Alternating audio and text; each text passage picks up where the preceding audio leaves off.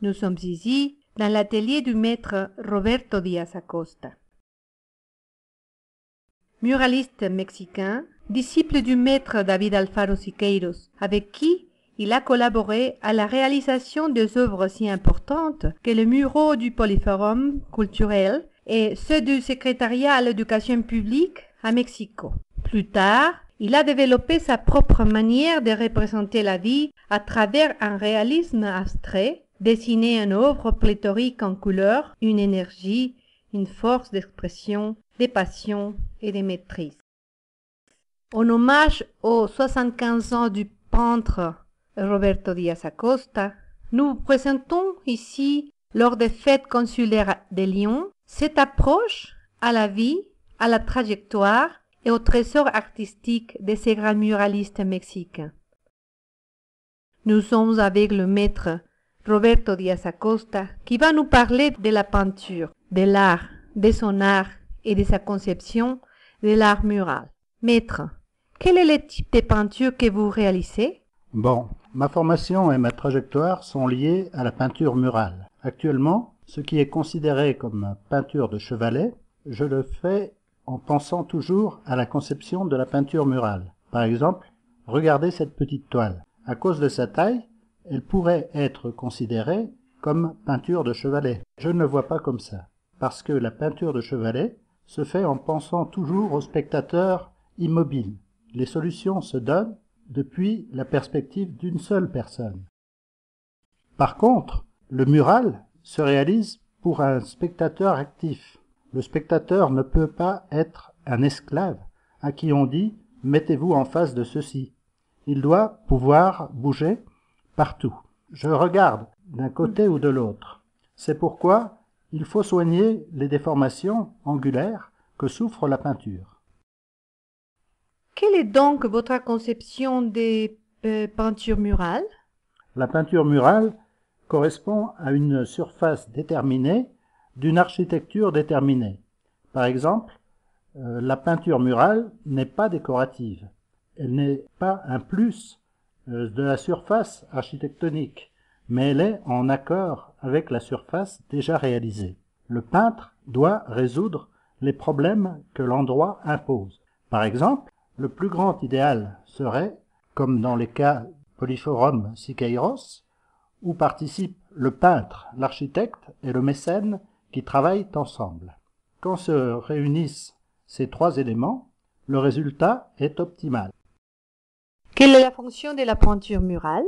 La fonction de la peinture murale est sociale. Dans le social, cela peut être, si tu es religieuse, de peindre le religieux, et avec passion. Peins ton Christ, mais peins le bien, avec enthousiasme. Si tu as d'autres concepts politiques, c'est la même chose. C'est social. Cela ne peut être décoratif. La peinture murale, ce n'est pas peindre des petites fleurs et des petits détails. Je ne l'entends pas ainsi. Il s'agit de dire quelque chose, de proposer quelque chose. La peinture murale est pour un lieu déterminé où vont passer les gens, qui vont voir, qui vont proposer, et qui vont être d'accord ou en désaccord. C'est comme cela que je considère la fonction de la peinture murale. Comment a commencé Roberto Díaz Acosta dans la peinture murale? Ma formation est celle d'un maître normaliste. J'ai commencé avec des enfants à faire des dessins et ainsi je me suis pris au jeu et je me suis inscrit à l'école d'art plastique San Carlos à Mexico. Plus tard, j'ai eu la chance de connaître le maître Siqueiros, qui à cette époque allait faire un mural à Cuernavaca, et il m'a invité à collaborer à son équipe. Il avait déjà une équipe de 20 peintres, qui étaient déjà des maîtres. J'étais à peine en 5e année, les derniers mois de la carrière en art plastique. Nous lui rendions visite pour voir si nous pouvions incorporer l'atelier. Dès lors, ma vie a changé et j'ai commencé à travailler avec le maître. Ce fut une période longue pendant laquelle j'ai collaboré avec lui à certains muraux, mais je me sentais satisfait que le maître Siqueiros considère mon travail comme bon. Que reprend Roberto Díaz Acosta de Siqueiros et en quoi vos peintures innovent-elles? Regarde, c'est une question qu'on m'a posée et il me semble qu'elle est importante dans sa structure. Par chance, le maître Siqueiros ressentait une certaine sympathie pour moi et j'ai marché avec lui. Et un jour, le maître m'a dit « Regarde Roberto, dans la vie, tu vas avoir des problèmes parce qu'on va commencer à parler de ton œuvre, de la grande ressemblance.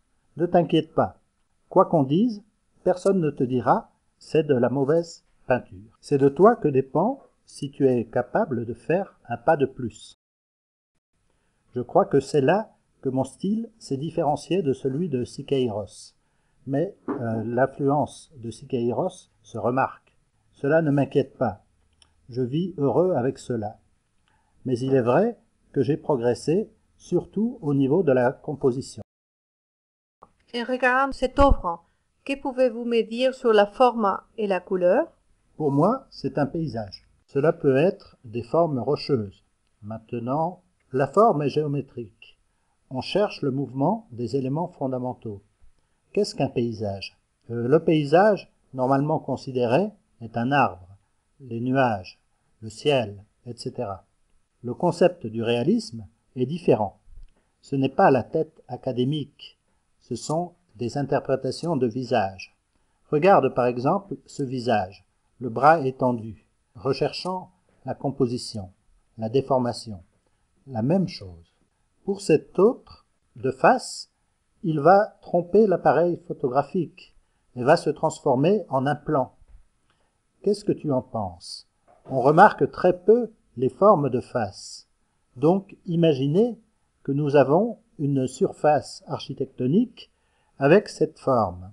Ce qu'on peut tirer à partir d'une coupole. Tous ces éléments architectoniques qu'on peut mettre à profit. Là est le chemin pour les jeunes qui s'intéressent au muralisme, suivre ce concept. Maître, dans ce type d'œuvre, qu'est-ce qu'un? C'est un petit paravent, un paravent. Mais c'est un mural. Si on pense qu'on peut faire un mural quelque part, c'est un projet de mural. De là, on peut partir pour faire un mural, en ce qu'il se transforme. Tu peux le prolonger, tu peux lui donner du mouvement. C'est un mural. Et tu peux le voir de l'autre côté. Là, il change et c'est autre chose. On va supposer que tu marches ici, dans un auditorium, un lieu public, un musée, un parc ou une ambassade. Maître, merci beaucoup pour l'interview, votre temps. C'était un plaisir de partager plus que votre talent et votre expérience, cette partie humaine. Merci beaucoup. Merci à vous qui êtes venus ici.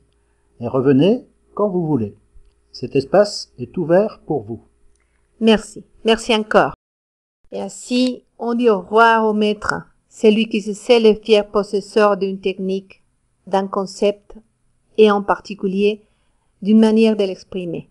Celui qui se refuse à peindre le commercial et lutte pour maintenir vivant le concept des murales, avec son contenu de dénonciation sociale, des manifestations de la sensibilité humaine.